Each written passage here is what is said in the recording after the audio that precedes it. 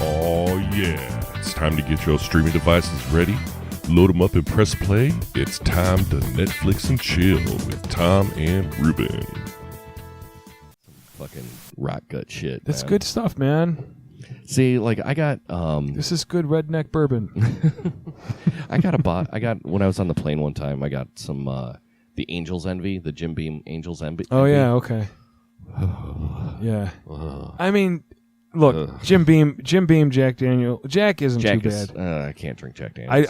Well, Jack and I don't get along very well anymore. But Jim Beam is kind of. I mean, it's it's kind of the Budweiser of bourbons, right? I mean, that's why they make them in 700 flavors, right? Vanilla and the fucking cinnamon, whatever it's called, red stag. Yeah, I think they call it. You might as well just be drinking Fireball at that point. Yeah, but I don't know why you drink either. The vanilla I've had before, and this isn't too bad. The cinnamon is not bad when you like put it in cider. Yeah, it's got to be mixed with something, and you're kind of casually drinking it. You're not really right. Like it's not to be drunk straight for sure. No. But yeah, cinnamon whiskey can be good though, especially on like you're fucking cold and you come in, put a shot in some hot chocolate. Yeah, you can put a shot of almost any bourbon in hot chocolate and it'll taste better. True. Right? Oh, man. So yeah, but I'll have to open this. Yeah, we got like 1, 2, 3, 4, 5, 6, 7 bottles of whiskey, not including that cold cock, which nobody fucking touches that cold cock. Oh, is that fucking shit? Oh, that bullshit? That stuff is Dude, so nasty. I saw a bottle of that at Binny's today, and it was $20. I'm it's like it smells like a dirty sock. Right. Yeah, I noticed that when I brought this in, and when I looked around, I'm like, holy fuck, there's a lot of bottles of fucking whiskey here. Yeah, I've become quite the collector. Well, I've gone your no beer route. Yeah, not so much because I'm keto, but just because I just prefer bourbon for the calories. It's so much easier. Yeah, well, I miss beer though. Like I really miss the taste of beer. Like there's some beers that are fucking delicious. Yeah. I mean, I suppose like let's put it this way: if somebody were to walk in here right now with a big bomber bottle of Dragon's Milk, I'm fucking drinking it. Yeah, I mean, for sure. But I'm not. Although you know what I did have a couple weeks ago, I had speaking of Budweiser, I had the Budweiser. What is it? The red ale or whatever with the in the Jim Beam barrels. Okay, it's actually not too bad. Really? It's like 6.8%, and I bought a 12-pack for like $8, and it really wasn't that bad. Really? What about have you had the Jameson Cask Mates? I have not. No. Isn't that a partnership? I can't remember who they partnered with on that. Was it Goose Island? I can't remember. I saw it at the store tonight too, and I was going to pick it up, but it's not like cheap. $35 a bottle, right? And I'm just like, for $35 a bottle, I could buy. I'm at that point. I'm almost in Woodford territory. Yeah, and now it's if you're going to spend that kind of money, I may as well spend $45 and get a bottle of Woodford. Right, for sure. But even then, like, they're just fucking going crazy now. Like, there's a bourbon out there called Blackened, and it was aged in blackberry brandy barrels. Oh man. That might be kind of good. It sounds like it would be decent. At first, I thought, like, did James Hetfield and Lars Ulrich have something to do with this? Because even like the label is like blackened, but it's in white letters, but it's all like got the scratchy like the audio, like lines. Yeah. Like when you're looking at an audio track, like a wave file. Yeah. So, and then like I saw Conor McGregor has his own whiskey out now. I really want to try that. I bet it tastes 12. like fucking sadness and defeat. No, I bet it's really good. And it's only $20 a bottle, though. You know what? Everybody's ripping on him because it's like, well, apparently he wasn't as good as he thought he was, and whatever this and that. It's like, dude made fucking like $80 million fighting. What's his name? Yeah, Money Mayweather. Mayweather, and I mean, dude is set for life. Oh yeah. He never has to fight again. No, not if he didn't want to. No. And he wants to. And he wants to. Because he's a drunken Irishman. Yeah, well, why not? What the hell? Yeah, So. but it'll be interesting to see his next fight. Yeah. I don't know who he's supposed to fight, but I'm curious. He's a good shit talker, though, man. That guy can talk some shit. He's one of the best. he's certainly fun. I've bought every one of his pay-per-views because he's fun to watch, man. I mean, it's almost like Ronda Rousey, Yeah. like she just, now she's in the WWF or the WWE. Yeah, I tried to watch like 5 minutes of that, and I just realized, oh God, that's right. This is stupid. I haven't been able to watch wrestling in years, man. I was in college the last time I was really into wrestling. Yeah, I was probably like just in college. Yeah, drunken fraternity buddies kind of thing. But I was really baked most of the time too. Yeah. And it was all the guys that I grew up with too, because they went over from WWF to WCW. Okay. So it was like Hulk Hogan went over, that's Macho right. Man that went was when over. They were all over. They there. all exodus. NWO. Yeah, that whole era. Yeah. Oh, that was fun to watch. I mean, it's a soap opera, man. Well, for it's sure. a soap opera for dudes. Yeah, but they don't even fight anymore. Like, they just sit there and yell at each other. There's very little wrestling in a wrestling program anymore. I remember the years ago when it was like the Return of the Ultimate Warrior or whatever. Oh, yeah. And he came out, and I just remember like everyone was so jacked up that the Ultimate Warrior was back, and he came out in like this big fucking trench coat with the makeup on and everything, and he did his Ultimate Warrior thing, and then he grabbed a microphone. Well, and then he talked for like 20 minutes. He gave like a speech, like a big fucking monologue, and then he walked out. And I'm like, dude, that's it? Right. Like, I don't get to see him beat anybody up? Yeah. What the hell? And then I remembered we bought a pay-per-view because it was like supposed to be like this big thing, and the Ultimate Warrior came out for 14 seconds, didn't even hit really anybody, and then left. Oh, jeez. Like, God damn it, Jim Hellwig. Yeah. He's dead now, right? He's very dead. He's been dead for a while. Heart attack or something? Yeah, like he was on his way home from. He got inducted to the WWF Hall of Fame. Oh, that's right. And like the next day, he dropped fucking dead. Dropped dead of a heart attack. Yeah. All those drugs will do that to you, man. Yeah, right. That and that crazy hardcore Republican lifestyle. And was he crazy? Oh, Was he hardcore right winger? Yeah, buddy. Okay. Yeah, I didn't know that. I don't think I was paying attention enough at the time. Yeah. Well, I wasn't either, but they would play clips from him on Opie and Anthony. Oh, okay. And like, because it was just batshit crazy. Really? Oh my God, yeah. Like, was he like Jesse Ventura crazy, or was he crazier? Because like he still had the persona of the warrior. Oh, geez. He literally legally changed his name to Warrior. To Warrior, I know. I remember that. Like, dude. Well, he was off his rocker. Yeah, buddy. Yeah. Yeah. Anyway, welcome to Netflix and Chill. I'm Reuben. Fuck, I keep forgetting that that's what we're doing. Right. Tom. See, I rope-a-dope you with like pop I goulash know. shit, and then next thing you know, we're talking fucking movies. So this week around, we talked about Her. We watched Her. We haven't talked about anything yet. True. Well, we talked about whiskey and wrestling. Whiskey. A little bit of MMA. Welcome to Pop Goulash live from Arkansas. Right. Whiskey Wing dang and diddly wrestling. ding dang do. Yes, this week we're doing Her. We're not doing Her. Well, yeah. We're talking about Her.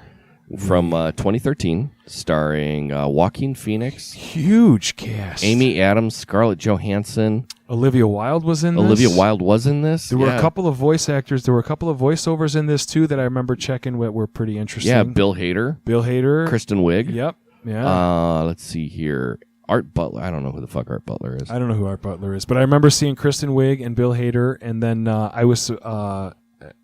Rooney Mara was in it. Yes. Who was just in one of the last movies we She was watched. just in something else we watched recently. I forget what it was. Yeah.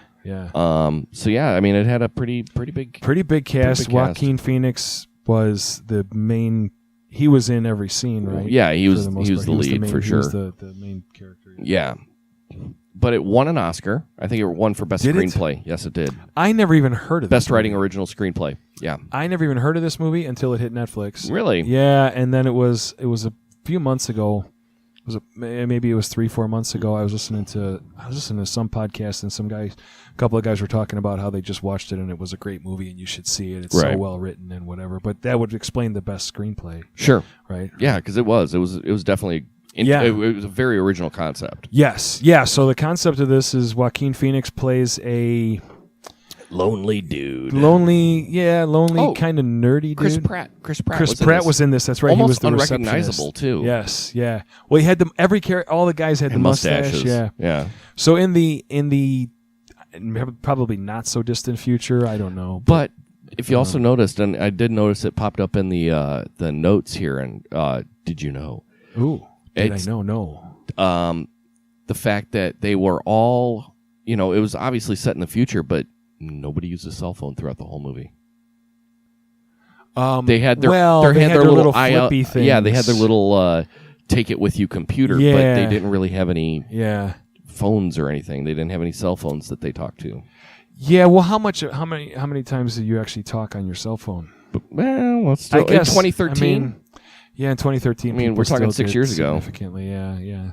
So okay. So the premise of this, Joaquin Phoenix, and I won't get too far into it because I think most people probably know it. Joaquin Phoenix, lonely dude who just got divorced, recently divorced from Rooney Mara, right? Who was his love of his life? Yeah.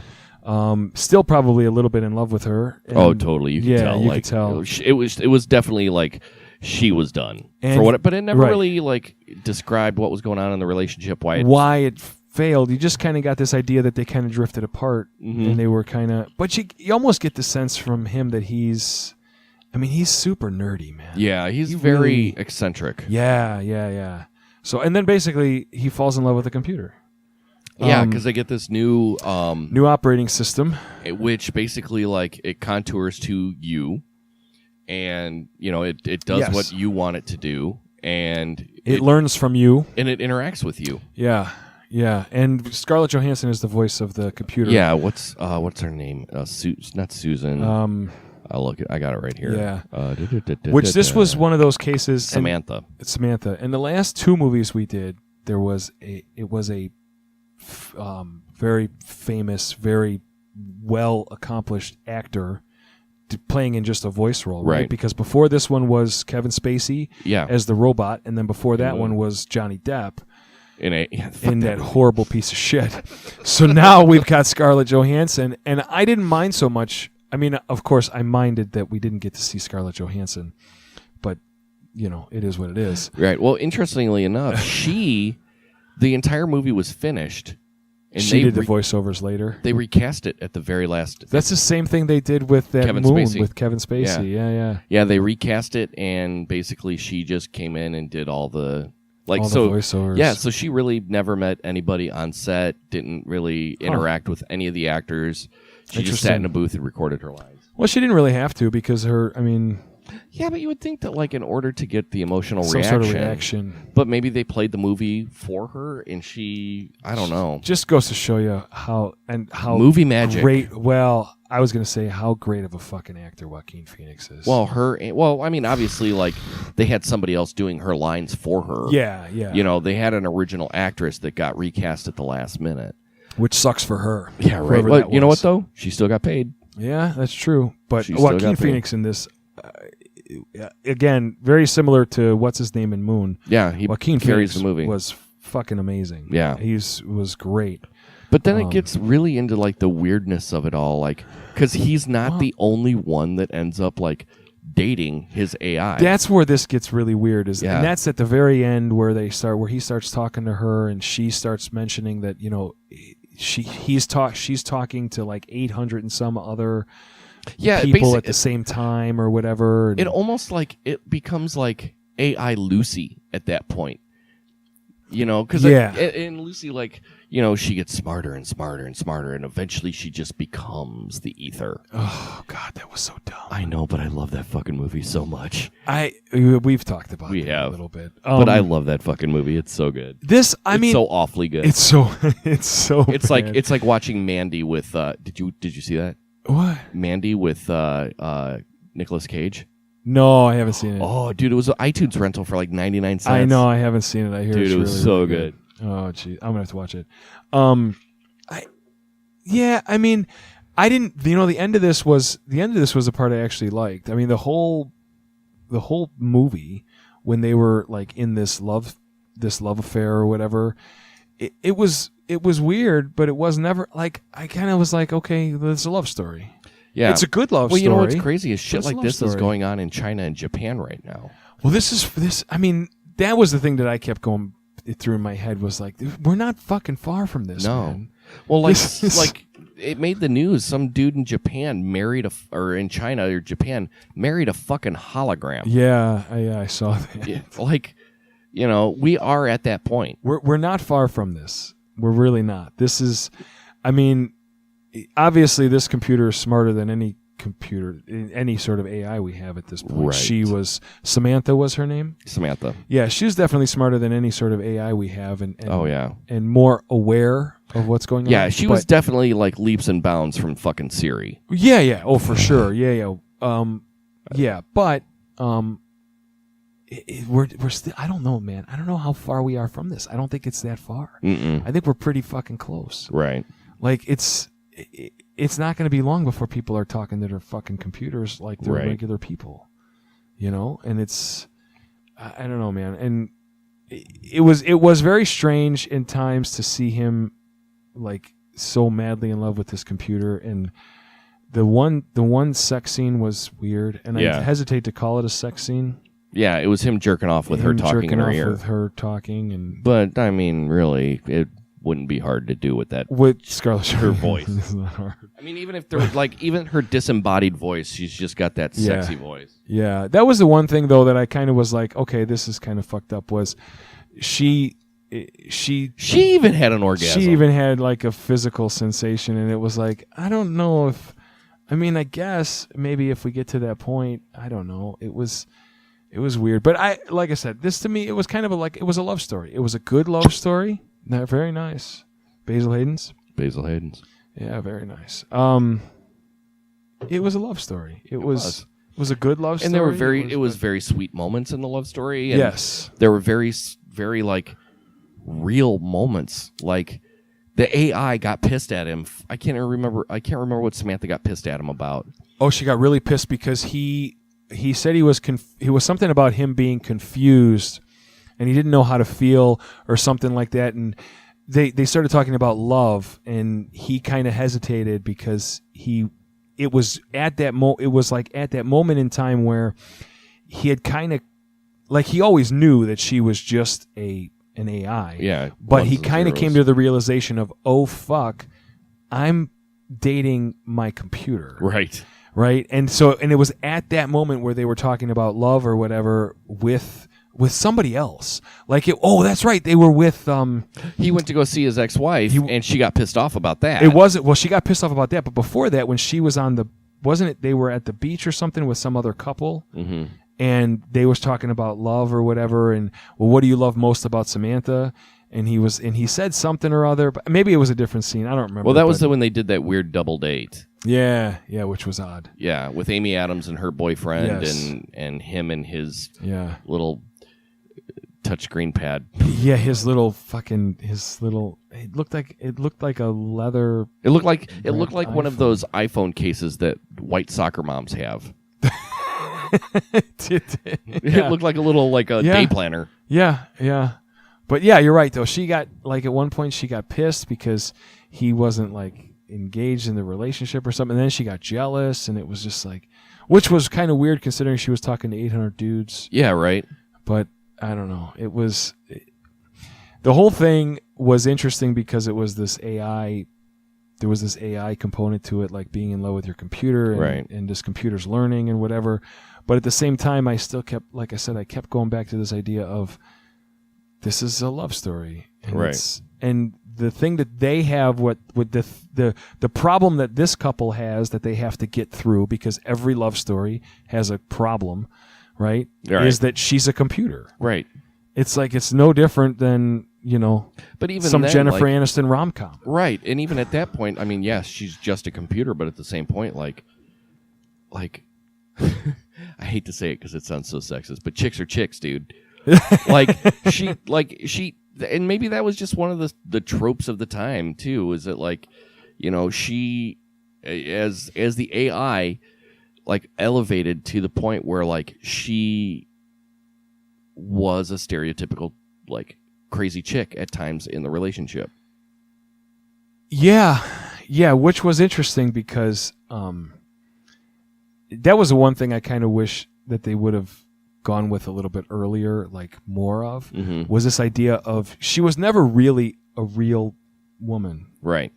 And like she really was just a computer that was learning from him. Right. So like it would have been, I think it would have been cooler, but then it probably would have been considered sexist to have them go, this route with this relationship where she doesn't develop like she friend zones him traits or something, right? No. We're just friends.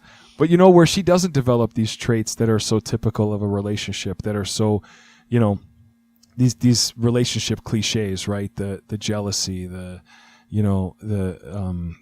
why won't you say you love me? Right. That kind of thing. And it might have been more interesting to see her, be more of a computer, but I guess then it wouldn't be the... Yeah, because she starts definitely having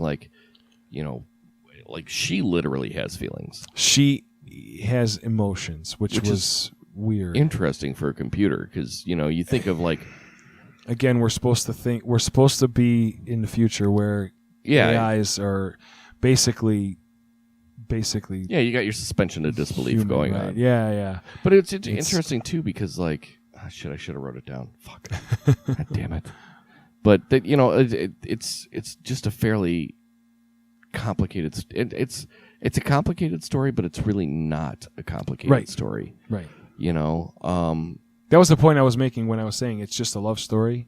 Right. It's just a love story, but it's a very complicated story. True. Yeah. Something interesting here. It says Sofia Coppola won the 2003 Best Original Screenplay Oscar for Lost in Translation, starring Bill Murray and Scarlett Johansson. Ooh, very good. Which was loosely inspired by her relationship with then-husband Spike Jonze, directed this movie. Inspired by... Okay, so Sofia Coppola was married to Spike Jonze and wrote Lost in Translation.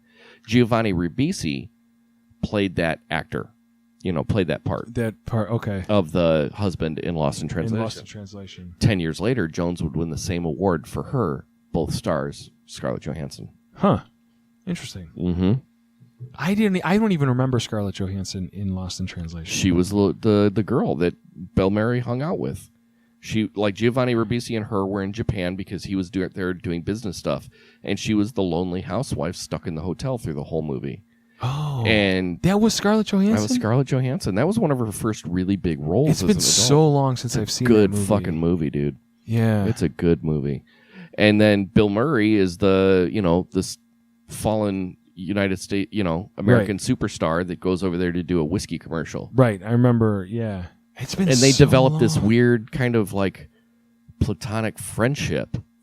Right. During the movie, it's a good fucking movie. I'm gonna have to see that again because I don't even it's like I said, it's been so long since I saw it. I barely even remember. Right.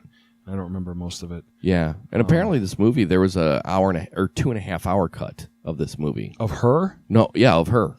Well, it was already long. It was already over 2 hours. Yeah, it was a 2 hour and 3 minute movie. Yeah, which I thought was a little bit long. It was a little long. Given the story itself, I thought it dragged. Mm-hmm. It dragged in a number of spots that, quite honestly, I didn't need. Like I said, like we both said, this is a very... Well, the scenes were very long. Yes. Yes. I mean, it was not your typical, we're going to cut every few minutes or seconds or whatever it was. I mean, they let the scenes play out as they needed to play out. Yeah, which I actually liked because there were times where I was watching it where I was very, very engaged and very engrossed in the dialogue and in what was happening because it was a very dialogue heavy movie. Mm-hmm. It was, like you said, the scenes were very long.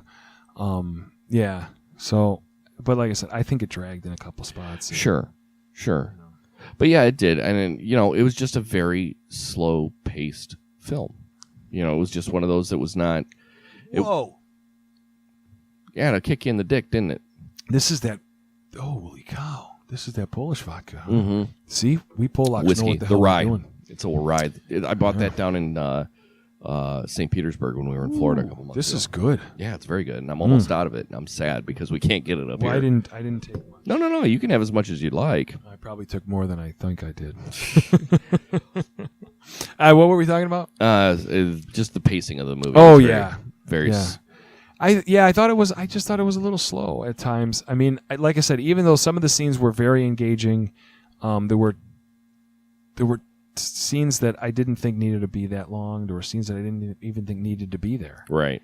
You know, I'm not even sure. I mean, I guess Chris Pratt's character was.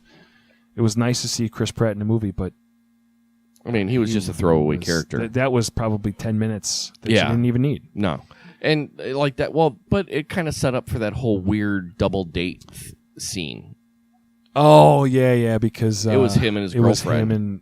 Was it him and his girlfriend? It was Chris Pratt and his girlfriend that did the double date with Joaquin Phoenix and what's her name? And Samantha. Yeah. But yeah, I mean, it was interesting. I mean, like Spike Jonze was a great director. Yes, he's a fantastic director. Yeah. I mean, he used color very well. I mean, almost every scene had either red or yellow or a combination therein. Yeah. Which I don't know if there was any significance to any of that, but it was just quite interesting that that was a very limited color palette. It was the whole movie was very muted. Yeah. It felt very muted. I thought whoever did the wardrobe, I thought did a good job too, because I hate those movies or TV shows that do like in the future, and it's like everything is so different. Like, right. It's like these ridiculous costumes. We're going to wear something with silver in it. Yeah, like, I mean, this is crazy. Really, the only thing different was all the guys had mustaches. Apparently, mustaches are going to come back. Right. There were nobody wore belts. Well, it was very high-waisted, like high-waisted Sansa pants. Yeah. Like the old Sansa belt type slacks. It was all like old dude clothes. Yeah, which I could totally see coming back. Right. I mean, everything else has, for Christ's sakes. Right. Yeah. But dude, I was just looking at the cast list again, and it was Kristen Wiig and yeah. That was the phone sex. She was shove the cat in my pussy. Oh my God! She choked me with that dead cat. Choked me with the dead cat. Oh my God! That was out of nowhere too. That was so fucking hysterical. Oh my God! Oh jeez. Oh, tell me, kiss me on my neck, rub my choke me with that dead cat.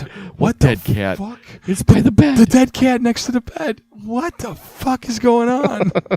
The look on his face. Right, he was just totally like, you could just hear his boner just go away. Oh my God, it was so funny. Oh jeez, yeah. Well, I'm choking you with the dead cat. Right. Oh yeah, it wrapped around your neck. Right. Like what the fuck? Like holy shit. Well, that and then the other I guess it wasn't a cameo, but the other scene that I recall with somebody was the Olivia Wilde, the blind date with Olivia Wilde. Yeah, and then he gets all weird, and then like he gets really weirded out. She wants to know if he's like, is this just a one night thing or whatever? Right, because like they had this fantastic date. I know. Like they seemed like they was fucking Olivia Wilde. Dude. I know, dude. Like I wanted to reach through and fucking punch him. Right. Which surprisingly, Olivia Wilde married to Bill Hader. In real life? Yeah. Oh, I didn't know that. Yeah. Who starred on Saturday Night Live? Who was also the other voice actor in this. He was one of the Yes, he was. He was one of the chat room guys. Yeah. But yeah, that was like, I'm like, what the fuck? Interesting. But yeah, that whole date scene, you're like, all right, go you. I was like, yeah. And then like they were getting ready to get it on, and he was just like, I can't commit. I'm divorced. I'm a wiener. Oh God. I'm like, what the fuck, man? Strap a pair on, just go. Dude, for one, you hit it off really, really well. Yeah. And what's the holdup? You know, but then again, like, I don't know. I've been in those post-breakup situations where shit just is weird. You kind of hit that point where it's like, yeah, especially because she was very, very like, I need to be sure that this isn't just a one night thing, right? That we're really this and that, whatever. And it's like, well, if you're going to be all like that. But I mean, you know what? No, good for her. You know, I mean, she was looking for something, and that wasn't it. Well, and it played into that whole thing of he was already falling in love with. Yeah, he was already in love with his computer. Samantha. And then there was that whole scene where like they had the sexual surrogates for the AI. Oh, that's right. And she brought in that banging hot chick for him. That's right. And he's like, I can't do it. And then she ran away crying. Yeah, she ran away crying, and then that was like the beginning of the weirdness in the relationship between him and Samantha. Right. Oh, that's right. That was the scene where, because she said, the surrogate said, I just wanted to be a part of this. I just wanted to be a part of the love that the two of you have, or something. And that was when like Samantha said something like, well, you know, she said how much she loves him, and he told her, well, it's complicated. And she was like, what do you mean complicated? What the fuck? Right. And there goes their boner. Right. But that's right. And which was another weird thing that like apparently there's going to be this career of sexual surrogate for AIs. Right. He's like, you got me a prostitute? I don't know. That was weird. Yeah. It was strange, but I think from the standpoint of falling in love with your computer, it was done as about as good as you could do it. True. But it was very, very strange. It was a weird movie. But it was shot beautifully. I mean, it was just a really well done movie. I enjoyed watching this movie. I enjoyed, like you. Yeah, you hit it right on the head. I enjoyed watching it. The story is not all that interesting because it's just a love story. It's just a love story. It's a romance story that just happens to be an AI. These two one of the two characters in this love story has a very unique quality of being a computer. Right. Otherwise, it's just a love story. There's right. nothing unique about it. Absolutely. But Joaquin Phoenix is incredible. He's just a great fucking actor. He's really, really good. It was very well written, even though at times it dragged. The longer scenes, it's well directed. What do you call it? Amy Adams, I thought, was really good too. She is very good in that. She's very good in most of the stuff I've seen her in. She was Lois Lane, right? In one of Superman's movies. Yep. Yeah. So, but yeah, I mean, she's a great actress, and they ended up together at the end of it, didn't they? Well, they kind of. It was implied. I think they end up as that like. I think they end up in. Well, I kind of got the feeling that they were still in the friend zone. Like these two were as good of friends as you could be. They had dated earlier. Yeah. Like before the movie, they dated a long time ago or something. Right before he got married. He got married, and then she goes through divorce during the movie. Yeah, that's right. Because her husband was just a jagoff. He came off like a real asshole, which again I think is was intended. Right. Because you're supposed to just put these two together at the end. And, but I mean, just have you seen Joaquin Phoenix as the Joker? I have not. Yeah, I'll show you pictures of it when we get off mics. That movie's not out yet, though. No, they're in production of it right now. Okay. But like you see him without makeup, and he almost looks like My Left Foot, Lincoln, that method actor. Oh fuck. I know who you're talking about. The guy. He did like the 4-hour epic too with the shit. Yeah, I know exactly. Daniel Day-Lewis. He almost looks like Daniel Day-Lewis in this role without his Joker makeup on. Oh, really? Yeah, and it's supposed to be like kind of like the like telling of the tale of the Joker without I'd watch that. Yeah, it looks like it'll be interesting. I'd watch that if nothing for Joaquin Phoenix, and I do like the Joker character. Yeah, and it's just going to focus on him. And as far as I know, Batman's probably not going to be a part of it. It's not going to fall within this universe of the movies that they're putting out. Okay. Even though like Ben Affleck's not going to be Batman anymore. Fuck Ben Affleck. Good. Henry Cavill's not going to be Superman anymore. Look, Christian Bale is Batman. Okay? So, and that's all there is to it. Yeah, but then again, so was Michael Keaton. No, but he wasn't. But he was. Well, he played Batman. He pretended to be Batman. Just like Ben Affleck pretended to be Batman. Where's the trigger? But Christian, Where's the trigger? Christian Bale is Batman. He is fucking like dude. Trust me, those 3 movies were fantastic. They were great, man. But like, dude, why go with that Batman? That was a choice, and why go with that choice? I don't understand with what choice. Okay, I get it. Like, I liked what they did in the Justice League movies, where it was like a voice modulation unit that was in his mask that changed his voice. That made this sense. one, it was just Christian Bale. Where's the fucking trigger? Where's the money? I'm not Bruce Wayne. Whatever. I don't know. I love those Christian Bale movies. I like all 3 of them, and I'm not a big superhero. Yeah, but Chris Nolan directed them. I mean, okay, which is another reason why it was real. Yeah. I like them. Yeah. You're just making my point for me. yeah, but that 3rd one wasn't as good as the other 2. No, the 3rd one, that was the one with Bane. Yeah. Yeah, the I mean, 3rd it was one good. They needed it to wrap up the story. It was watchable. It was watchable. They needed to wrap up the story, and They could have gone with way better villains. Yes. Anyway, we're not talking about but Batman. Okay, yeah. But yeah, but Joaquin Phoenix is going to be in the Joker movie that's coming out later this year. I'll have to watch that. Yeah. That sounds interesting. All right. Well, I guess we've said really all we could say about her. Yeah, I mean, it's it was uneventful. It was uneventful, but it was a good movie. But it was a good movie. It was a good watch. I mean, it's a solid 2-hour movie. Yes. Yes. In all of the movies that were out there, this was one you can watch. But but no, it was good. I'll say, fuck yeah. Why not? If you got 2 hours to kill and you're looking for a good drama, yeah, I'll give it that. Yeah, I would agree with you. I would say fuck yeah, this movie. If for no other reason than like we've talked about, the directing is phenomenal. Joaquin Phoenix is great, and visually, it's a beautiful movie. It's a really, really nice movie to watch. Yeah. Yeah. Well, and on a side note, I just read something today that they're Spike Jonze and Ad Rock and MCA are putting together some type of AV live show about the Beastie Boys. Oh, really? Yeah.